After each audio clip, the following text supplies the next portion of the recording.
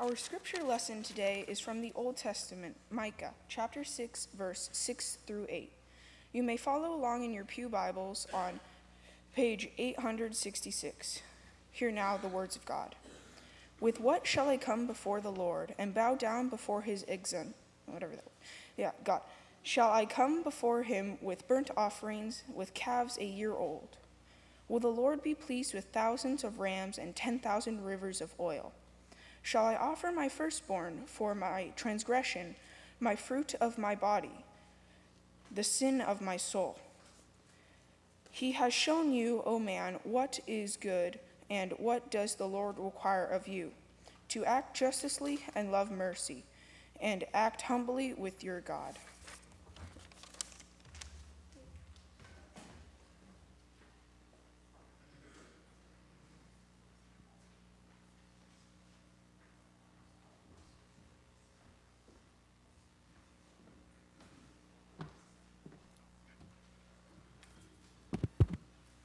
Good morning. My name is Travis Tomlinson, and I'm an 8th grader here and a part of the youth group. For this year's Mission School Middle Trip, we went to Pacific Grove, California. It's near Monterey with Blue Theology. Blue Theology's goal is to provide learning and serving experiences in ocean stewardship. I think that they have done a very good job with this goal. For the mission trip, we stayed at the Christian Church of Pacific Grove, where they house multiple mission trips each year. It is a small church in a great place. If you sit out front, you could hear and see the ocean, and let me tell you, it was beautiful. The main activities we participated in were making the quilted banners, as you see here in front, going to the aquarium, the Monterey Bay Aquarium, making the Sunday sanctuary flowers out of trash that we created, such as chip bags and recyclable water bottles, and meditating on Sunday before morning church.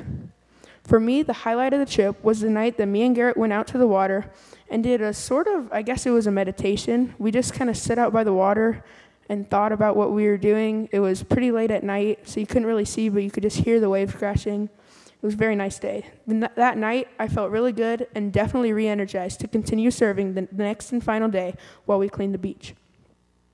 This trip was a lot different from the first mission trip I participated in. Last year on the mission trip, we did a lot more work around town, but this year we did a lot more spiritual type things. We only really did an hour or two of community service throughout the whole trip. Last year we probably did over 10. While on the mission trip this year, it was raining a lot, so we couldn't do as many outside activities. So this also kind of affected why we didn't do as much community service. But we did get to spend a lot of time inside. We got to think and talk about what we were doing to the earth and what we can do to help protect the earth, but I guess we did not get as big of an opportunity to go help people. Blue Theology definitely did a great job with what they meant to do. As I said before, provide learning/serving experiences in ocean stewardship. It was put into a new perspective of how bad we were doing at protecting God's world, and what we should do to help protect it ourselves and spread the word for others to help out too. It was very eye-opening to see all the small things that really add up for a lot worse things to the earth. Though the time helping other people was minimal, it still felt good to help the environment. I was proud to see the beach we cleaned up on the last day, once we were done. It looked very good, and I'm sure we helped some creature out there somewhere. I learned how important it is that we help out not only the sea life around us, but everything.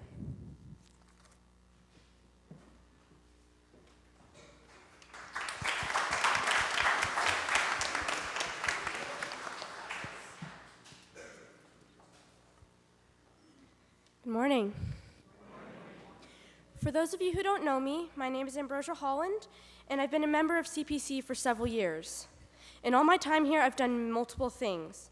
Some of these things include VBS, youth group, and children's time, when I became Pastor Keith's associate pastor in training due to my knowledge of the Bible. But in all that time, never had I gone on a mission trip until now. The youth group middle schoolers, myself included, traveled to Monterey Bay where we stayed at the Pacific Grove Church. Due to rainy and overcast weather through most of the trip, we were unable to do many of our outdoor activities. That ended up that we had to stay inside. My personal favorite out of all our indoor activities was quilting.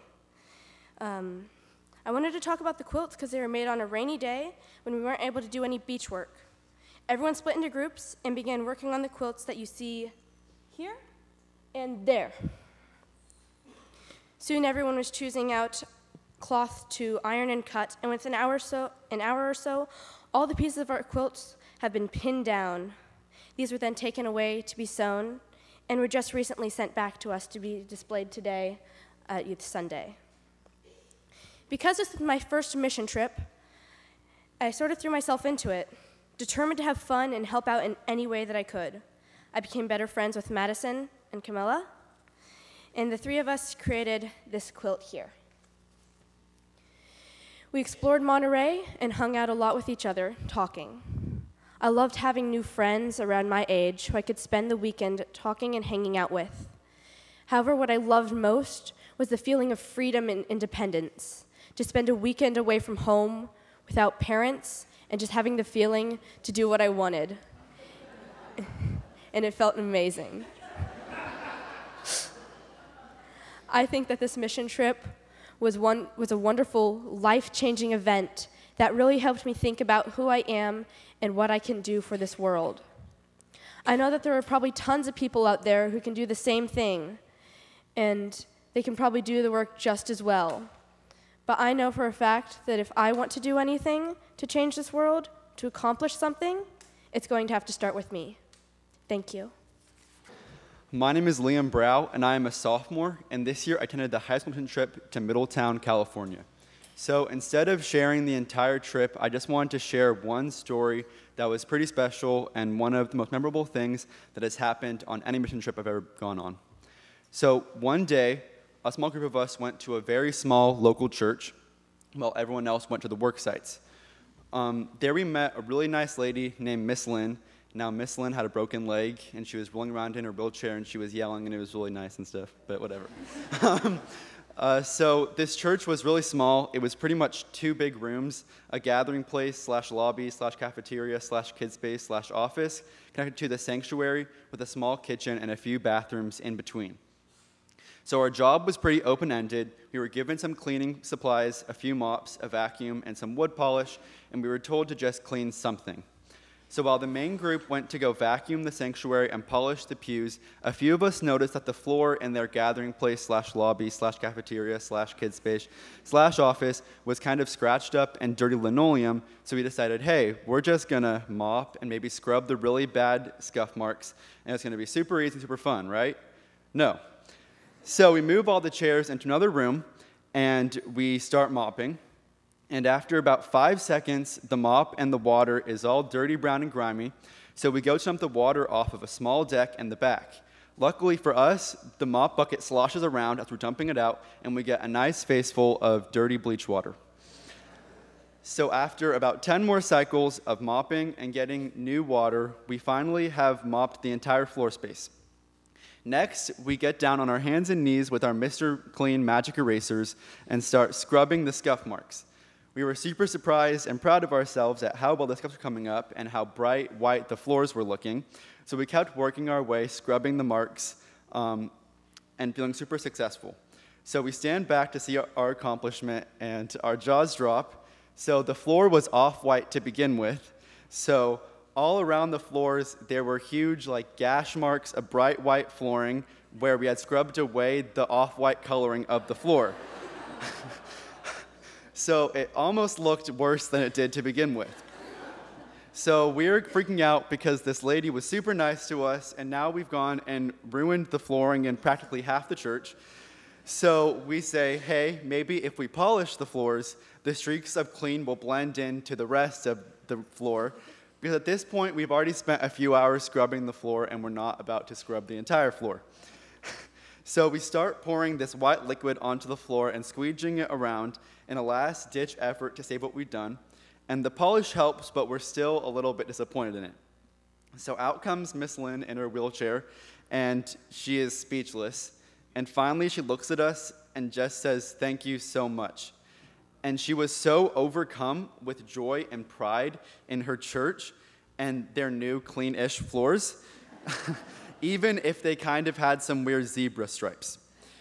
It didn't matter that we didn't think that we made a difference. It mattered that she thought that we made a difference. And it might not have been as interesting or as fun as our Pathman trips, building tiny houses, or cleaning boats, but it was all the more worth it because we helped someone who deserved it and learned to walk humbly with God. Thank you.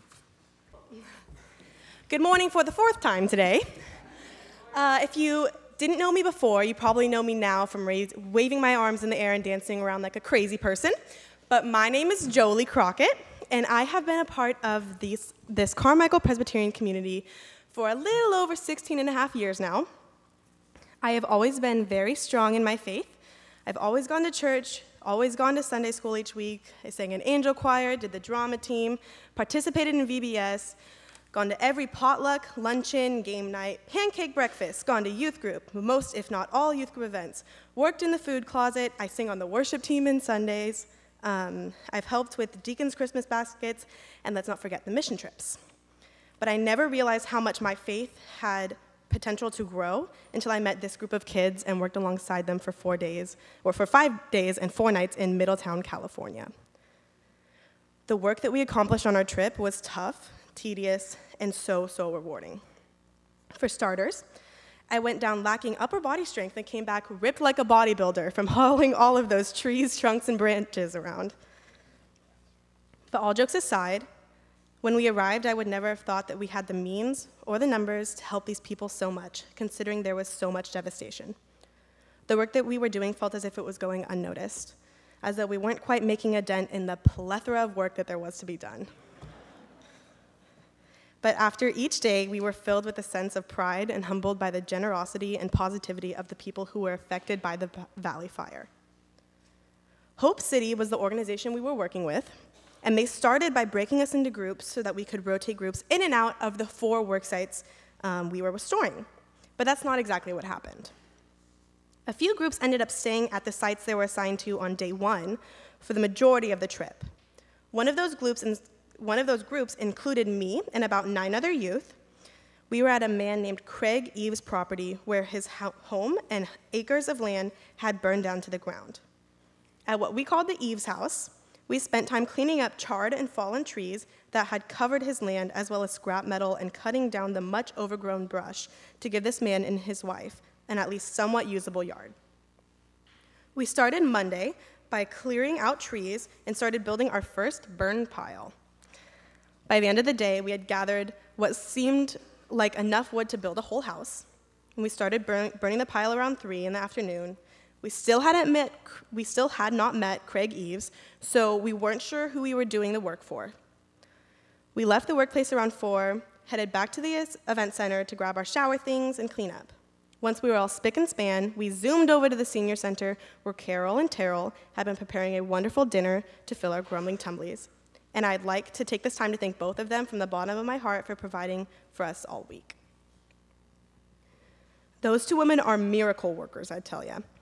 They made cooking delicious gourmet meals for 60-plus people look so easy.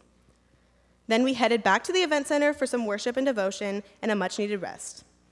This is about how every day played out after that. The only difference was that each day the complaining grew louder and the soreness in my arms did as well. We met Craig Eves on day 2, and I can honestly tell you that he is one of the most compassionate, sweet human beings I have ever met. He welcomed us into his life with arms wide open and was so willing to tell us about the fire and the things that he had lost. At this point is where it kind of started to feel as if the repetitive work that we were doing was making a difference, once we put a child of God and his story to the name and the property. After working in Craig Eves' property for 2 days, we were all having a pretty hard time mentally and physically keeping up our motivation to keep going. The work we were doing was so repetitive. Find tree, cut tree, haul tree, burn tree, repeat. We had all lost most of the optimism and positivity that we had started, and we had started to watch the clock tick-tock until we were able to leave the worksite. It was like this until the last night. On the last night, we were dining in the senior center and had invited all the families we were working for to join us. We started the meal the same as all of our other meals, We had a prayer, a short recap of the day, and then the head of Hope City invited all the families that we were working for to say something. Immediately, Craig Eves stood up. He cleared his throat, he pulled up his calculator on his phone, and he said, "Today I did some math, and I calculated how much time it would have taken me to complete the work that the team working on my property did. If I had worked 2 full days each week, it would have taken me a little over 6 years to accomplish what your youth accomplished." I sat and I stared at him, and he thanked us and thanked us.